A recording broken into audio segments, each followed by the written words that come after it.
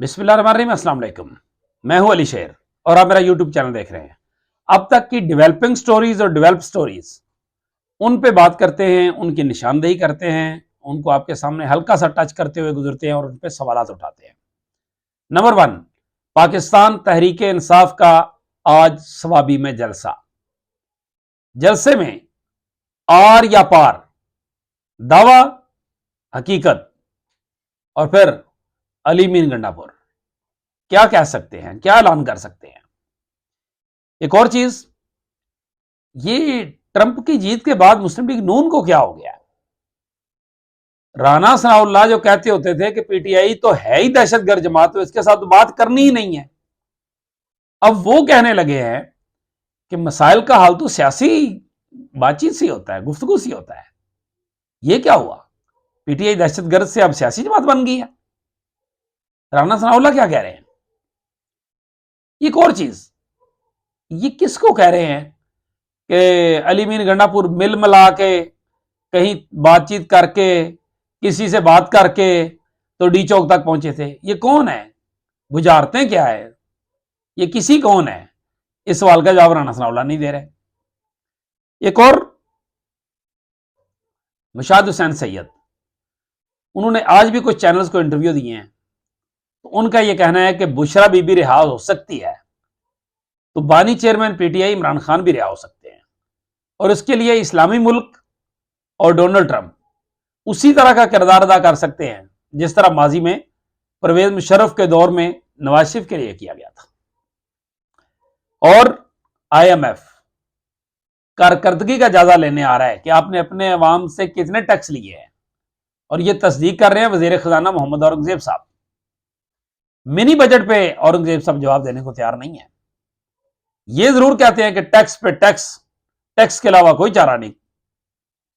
اور ایک اور چیز، کیا جے یو آئی کو، مولانا کو، پی ٹی آئی کی موجودہ جو قیادت ہے جس میں کئی ایک موقف چلتے رہتے ہیں، ان پہ اعتبار نہیں ہے؟ اگر اعتبار نہیں ہے تو مولانا فضل الرحمان صاحب کیا کرنے والے ہیں؟ توشہ خانہ 2 کیس، اس میں 12 نومبر کو فیصلہ، بریت کی درخواست جو ہے اس پہ فیصلہ سنایا جائے گا۔ کیا عمران خان اور بشرا بی بی بری ہونے والے ہیں اس کیس میں؟ 6 ججوں کا خط، وہ ہائی کورٹ والے 6 جج یاد ہیں؟ ان کا معاملہ سپریم جوڈیشل کونسل میں زیر بحث آ گیا، اور حکومت، اسٹیبلشمنٹ اور اوورسیز پاکستانیز، ان کے درمیان جو ہے وہ ٹسل بڑھتی چلی جا رہی ہے۔ اور وہ جو کہتے ہیں نا، بیمار ہوئے جس کے سبب اسی اطار کے لونڈے سے دعا مانگتے ہیں۔ آئینی پیکج کے سامنے سیاستدان درخواستیں لے کر جا رہے ہیں، اور آئینی پیکج کہہ رہا ہوں، آئینی بینچ کے سامنے۔ اب اور لاسٹلی، جو بجلی مہنگی بنا لی اتنی کیپیسٹی پیمنٹ چارجز کے نام پہ، اس کو اب سردیوں میں بیچنے کی تیاری کر رہے ہیں تاکہ کچھ تو آ جائے۔ ونٹر پیکج کا نام دیا گیا اسے، اس پہ بھی آپ کے سامنے بات رکھیں گے۔ اب بالکل ٹو دی پوائنٹ چلتے ہیں اسی ترتیب سے ایشوز پہ۔ پاکستان تحریک انصاف نے 9 نومبر کا جلسہ ثوابی میں رکھا ہے، اور بتایا یہ جا رہا ہے کہ یہ 1 روز کا جلسہ ہے، اور اس میں وہ آر یا پار کا اعلان کریں گے۔ اور اب ہم واپس نہیں جائیں گے، بقول علی مین گنڈا پور کے، کہ اب ہم واپس نہیں آئیں گے جب تک جو ہے وہ تخت یا تختہ نہیں ہو جائے گا، اور عمران خان کو رہا کرانا ہماری منزل ہے۔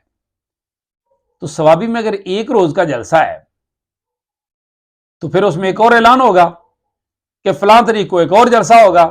ہو سکتا ہے اس جلسے میں اعلان ہو کہ جی اب اسلام آباد کی طرف جانا ہے۔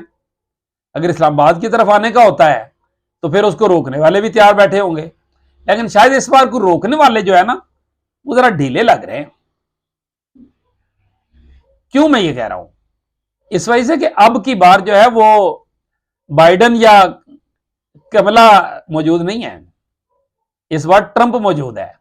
اور ٹرمپ جو ہے وہ تو آپ کو پتہ ہی ہے نا کہ باقی امریکی صدور پہ ایسے ہی ہمارے لیے، لیکن ٹرمپ تو بطور خاص اس طرح سے ہے کہ اس کا کوئی پتہ نہیں کہ اس کا وہ جو کہتے ہیں نا دماغ گھوم گیا تو پھر پتہ نہیں کیا کر دے گا. تو اس لیے کوئی آسان کام نہیں ہے.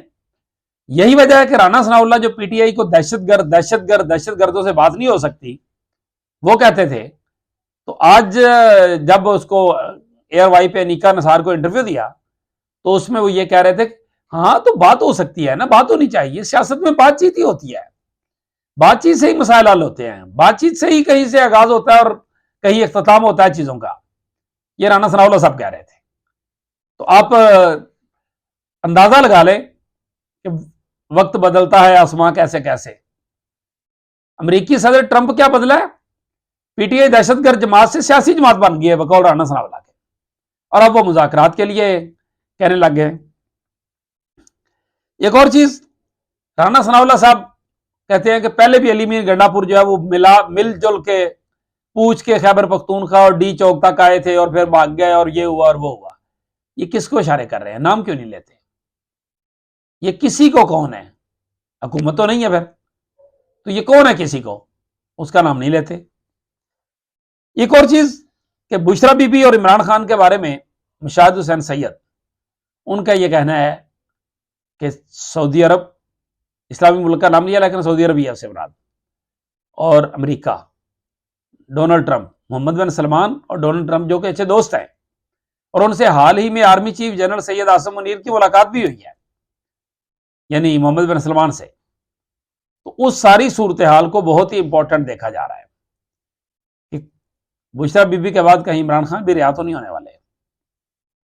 اور توشہ خانہ 2 اس کیس میں 12 نومبر تک فیصلہ محفوظ کر لیا گیا ہے، اور اس میں بشرا بی بی اور عمران خان کی بریت کا فیصلہ جو ہے یعنی وہ سنایا جائے گا، یعنی وہ درخواست جو بریت کے لیے دی گئی تھی. ظاہر وہ تو کورٹ کی مرضی ہے جس طرح بھی کرے.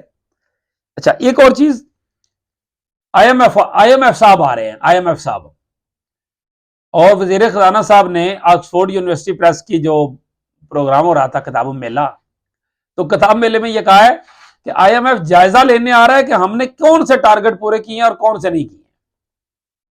وہ آ کے دیکھے گا اور پھر منی بجٹ اس کے اوپر جواب دینے کو تیار نہیں. پہلے کہتے تھے نہیں کوئی منی بجٹ نہیں آ رہا، اب اس سوال کا جواب ہی دینے سے گریز آئے کیونکہ نیٹ ٹیکسز لگنے ہیں تو منی بجٹ سے لگنے ہیں.